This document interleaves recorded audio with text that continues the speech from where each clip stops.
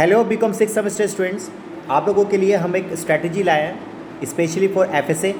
हम लोग एफएम के लिए भी लाएंगे फ्यूचर में, बट एफएसए के लिए हम लोगों ने लाए हैं आपको वो सारे स्टूडेंट्स जो अभी तक कहीं पे भी कुछ नहीं पढ़े, एफएसए अभी जस्ट स्टार्ट कर रहे हो, आप कहीं पे भी क्रैश कोर्स ले चुके हो, मेरे पास लिए हो या फिर किसी भी प्लेटफॉर्म में लिए हो आप, तो मैं आपको एक चैप्टर का सीक्वेंस बताता हूँ, आप उसी तरीके से प्रिपरेशन करना।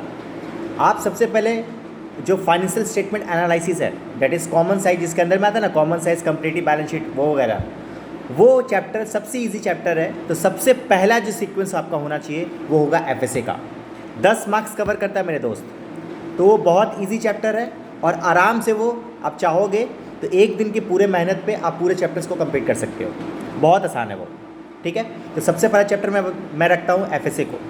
सेकंड चैप्टर, जो सेकंड पार्ट, जो सेकंड सीक्वेंस में सेकंड नंबर पे जो होगा वो आपका होगा होल्डिंग कंपनी।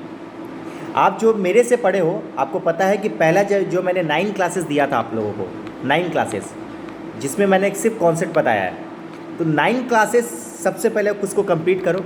उससे आपको क्या करेगा, होल्डिंग कंपनी का जितना भी पास्ट पेपर्स है उसका एक आइडिया आ जाएगा, उसके बाद आप पास्ट पेपर सॉल्व करना स्टार्ट करो। मैं होल्डिंग कंपनी को सेकंड सीक्वेंस में इसलिए रख रहा हूँ कि होल्डिंग कंपनी में आप कम से कम एग्ज़ाम में जब बैठोगे तो 15 मार्क्स का वो होल्डिंग कंपनी आता है।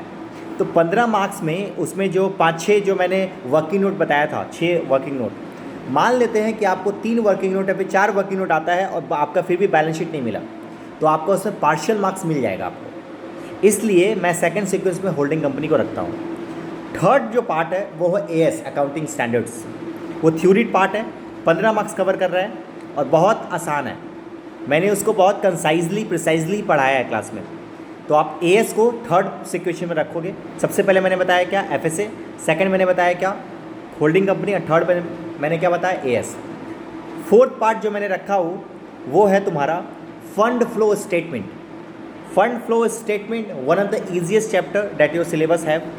तो आप एफएसए, आप फंड फ्लो स्टेटमेंट को भी फोर्थ कैटेगरी में रख सकते हो। आप उसके बाद फंड फ्लो स्टेटमेंट करना। उसके बाद मैं बताऊं तो रेशियो एनालिसिस।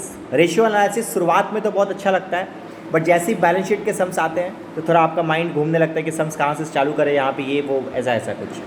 तो याद रखना मेरे दोस्त, रेशियो एनालिसिस आप को मैंने फिफ्थ में इसलिए रखा क्योंकि रेशियो एनालिसिस में भी वही चीज़ है, स्टेप्स वाइज मार्क्स है। आपको कुछ रेशियो निकालने आता ही होगा, तो कुछ रेशियो ही कम से कम एग्जाम में निकाल के आओगे तो उसके रिगार्डिंग जो पार्शियल मार्क्स मिलता है वो आपका मिल जाएगा। तो वो होगा आपका कैश फ्लो स्टेटमेंट का, रेशियो एनालिसिस का। और मैंने लास्ट सीक्वेंस में मैंने रखा है वो है कैश फ्लो स्टेटमेंट। ठीक है, तो इस तरीके से इस सीक्वेंस से पढ़ो, आपका पूरा का पूरा सिलेबस भी कवर हो जाएगा और आप मतलब अपने आप को पास कर पाओगे। भाई अभी से भी प्रिपरेशन कर रहे हो तो पास हो जाओगे। इस तरीके से मैं आपको स्ट्रैटेजी बनाया, आप अभी से स्टार्ट करो, जैसे मैंने सीक्वेंस दिया वही सीक्वेंस से अपना पढ़ाई स्टार्ट करो।